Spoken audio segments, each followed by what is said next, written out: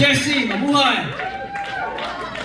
So anyway, I'd like to take this opportunity to just recognize our volunteers of the last medical mission, January 26th to 30th of this year. Truly, the tireless souls, the heart, the power of this great mission. So please stand up, our volunteers. We'd like to just give you honor for doing what you do, supporting the medical society for the last 4-some years. Thank you. Thank you very much. Thank you. We also like to recognize our donors for whom they've made our society global in reach. And of course, our guests who are contemplating to be members, I'd like to share with you our legacy of service, decades of this legacy. So anyway, as Luigi mentioned, our mission was quite unique this time. Masbate is a beautiful provincial island, except that it's a little bit remote and a little bit isolated. So we have to travel. Those who travel by air, unfortunately, had to take propeller-powered airplanes because the airport is so small, it cannot accommodate the usual business aircraft. So very limited luggage, limited number of passengers. If you go with the wind, it's your lucky day. If you go against the wind, then good luck to you. So it was a logistical difficulty for many of us. Our surgical supplies, anesthetic medications, life-saving medications were difficult to carry. So a lot of volunteers actually traveled by sea, enduring hours of crowded inter-island ferry boats, navigating through unpredictable waters in the setting of unforgiving typhoon season of the Philippines. So we all arrived in Masbate quite dazed.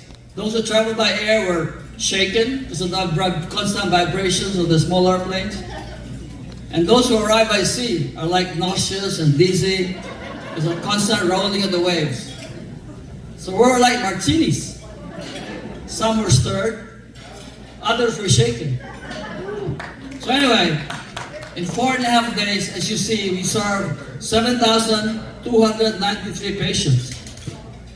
9,000 something for the outpatient service, and then in our surgical team had 316 surgeries, including life-altering procedures like removing large tumors that have debilitated lives of so many people, correcting birth deformities of children, giving them second chances of a brighter future, saving them from the shackles of these deformities and lifelong bullying. So, again, congratulations to all of those who shared this dedication and compassion with us. You never truly experience being a real part of humanity unless you stand in the midst of so many patients. Only with essentially nothing else, very little resources. But you have your heart, you have your hands, and you have your skills. You saved so many lives, and the people of Masbate was a better place after we left it. So again, in behalf of the Philippine Medical Society, in behalf of my co-coordinator, Jesse, thank you everyone. May we continue in our ocean-spanning tradition of compassion to all the peoples of the Philippines and the rest of the world. Thank you.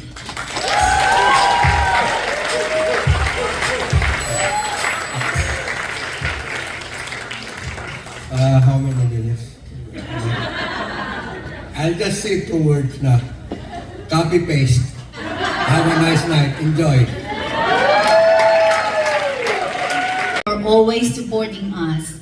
I am the lead community outreach program. So this is a teeny tiny medical mission around the Bay Area. But we love it. Just the same they do changes in the life of people in the Philippines, we do the same way here in the Bay Area.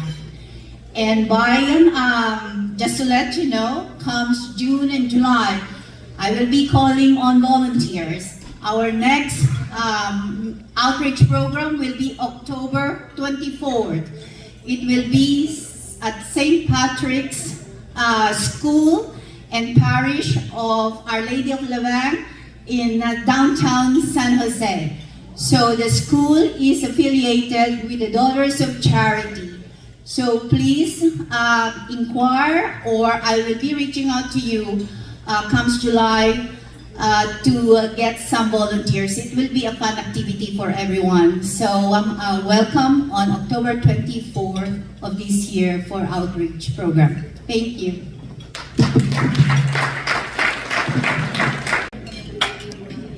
I just want to say a few words about our Philippine Medical Society Scholarship Program.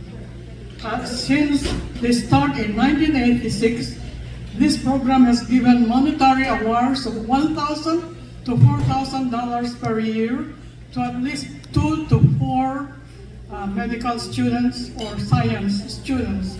At the beginning, we were giving them also to pharmacy students. These scholars are based on academic excellence, financial need, and community activities, research activities.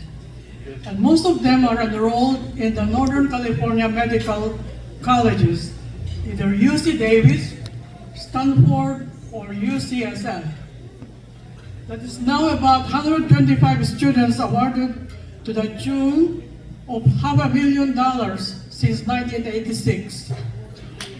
So, but in 1990, during the presidency of Dr. Jose Rodriguez, the Scholarship Endowment Trust Fund was established, and this was financed by most of the members and some generous donors.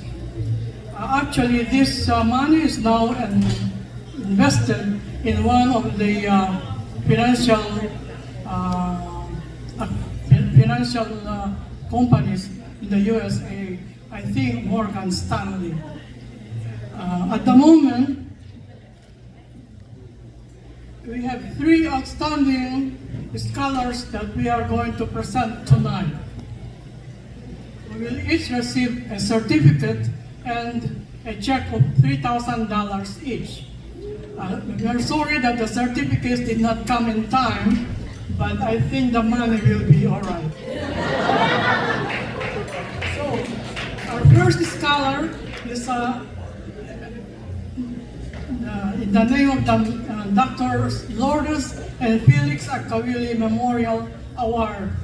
Dr. Felix Agcawili was one of the first Filipino physicians practicing in the Bay Area, and his wife, Dr. Lourdes Olivares Agcawili, was a clinical professor at UCSF, and she was tending to this scholarship program until her demise 2 years ago. So now we are honoring them with this scholarship award.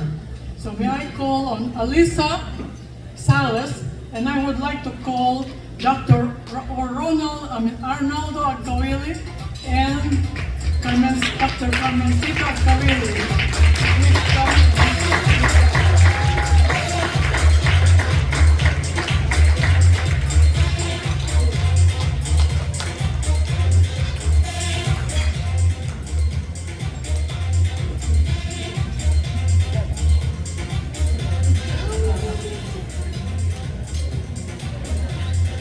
I'd like to say something about Alisa.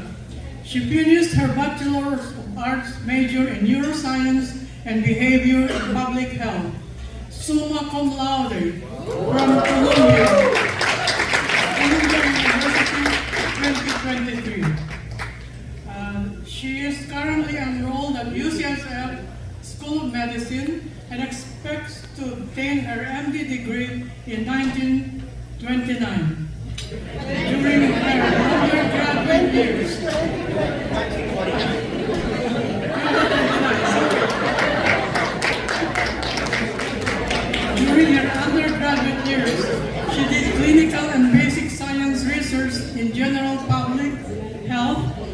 tuberculosis, and mental health. She was also a senior editor, staff writer of the Colombian Journal of Global Health, in addition to her academic studies. At present, she is engaged in the local San Francisco Bay Area community outreach projects.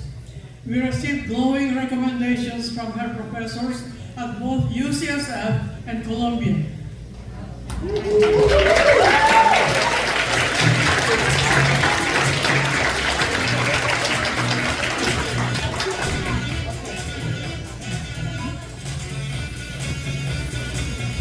Esteban.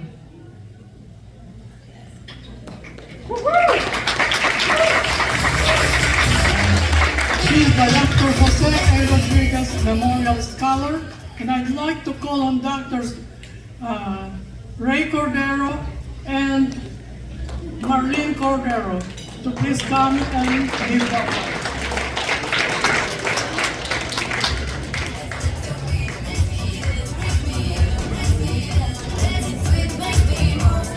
Ray and Marlene.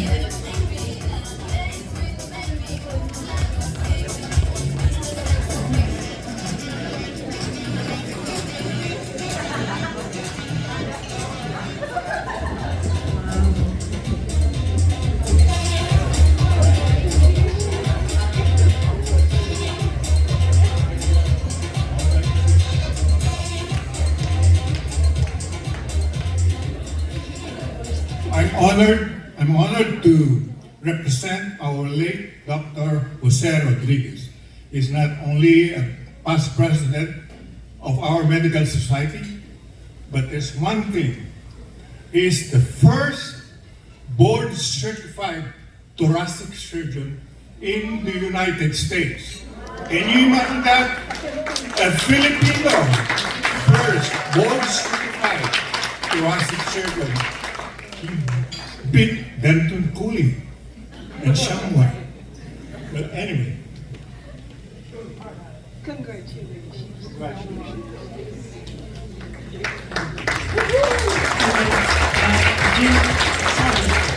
Jeanine also attends UCSF School of Medicine, and she is with the San Joaquin Valley Prime and expects to get her MD degree in 1927. 2027. I was born years ago. She obtained her Bachelor of Science, major in Biological Sciences, minor in Psychology and Social Behavior.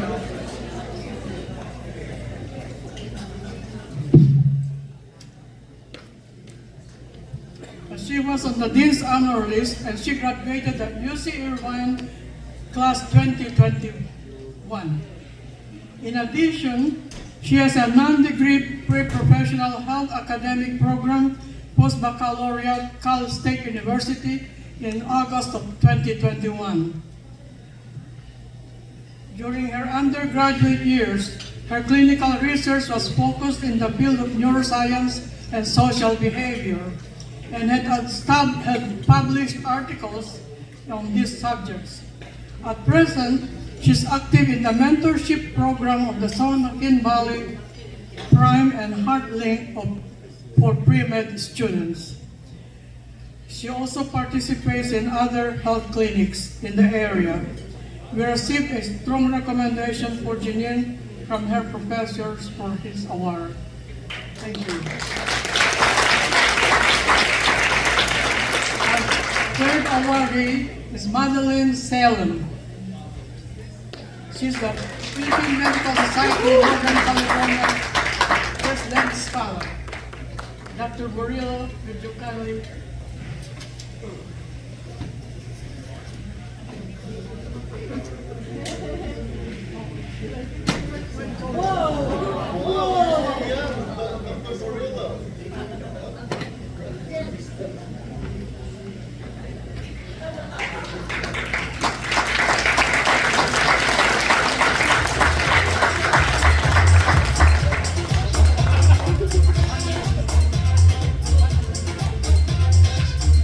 Madeline is currently enrolled at UCSF School of Medicine expects to obtain her MD degree in 2029.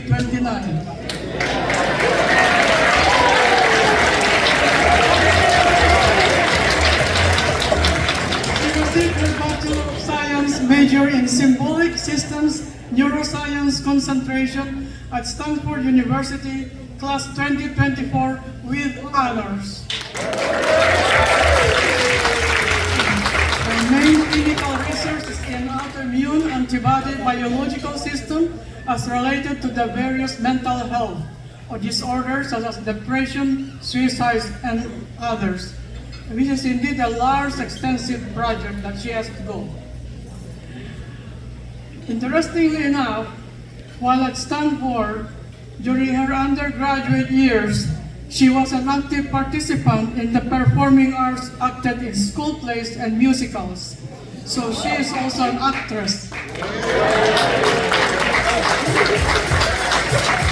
At this time, she does community volunteer work at Cardinal Free Clinics at Stanford and the San Francisco Department of Public Health and Shelter Clinics. She is highly recommended by her professors. And thank you.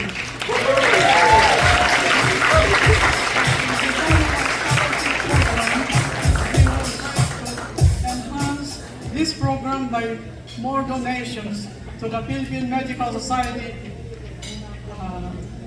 Scholarship Endowment Fund. Thank you.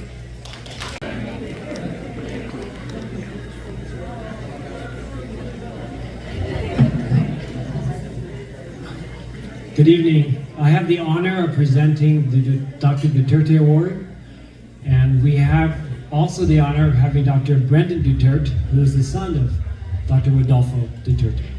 You want to say a few words? Thank you. My name is Brendan O'Keefe Duterte, and I retired 2019 from the faculty at Stanford and also at Santa Clara County. And I thought I was going to miss the flu season, but I missed COVID. My dad, Rodolfo Solong Duterte, was born in Cebu, and he was the youngest of 5. And he bore the nickname Bebe proudly for the rest of his life. In 1939, he graduated from the University of the Philippines. In the School of Medicine, he was the youngest student. And he joined the Philippine Army as a lieutenant. And in 1941, he was captured in the hills of Mindanao by the Imperial Japanese Army. And he was a prisoner of war in the Japanese Army, but he lived through it.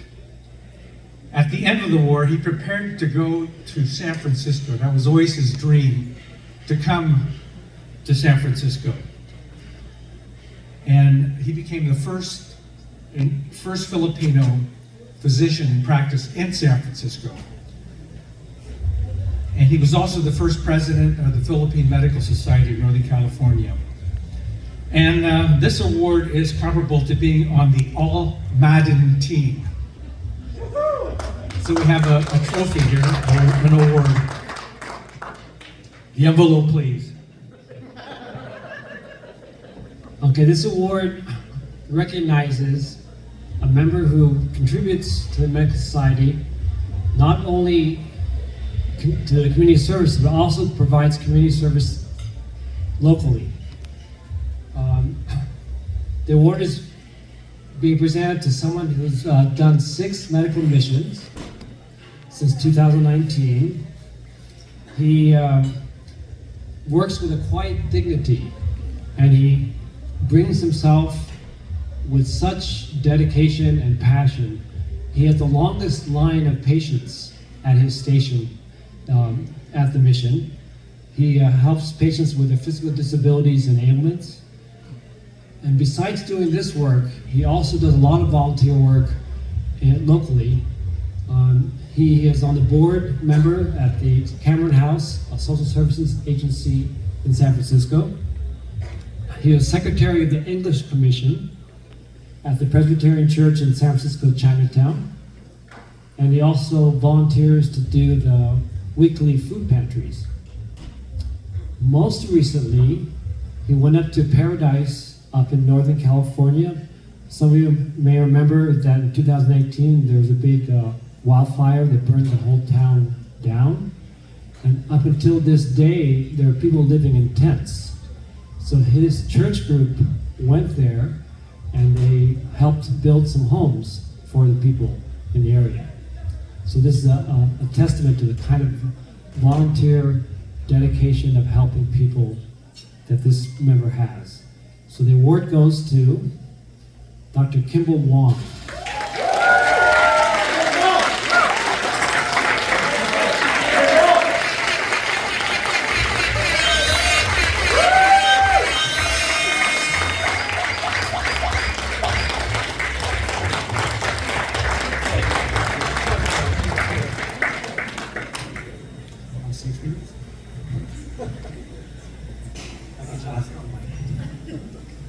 I want to be like Jesse. Thank you so much. Thank you. A round of applause for Dr. Wong.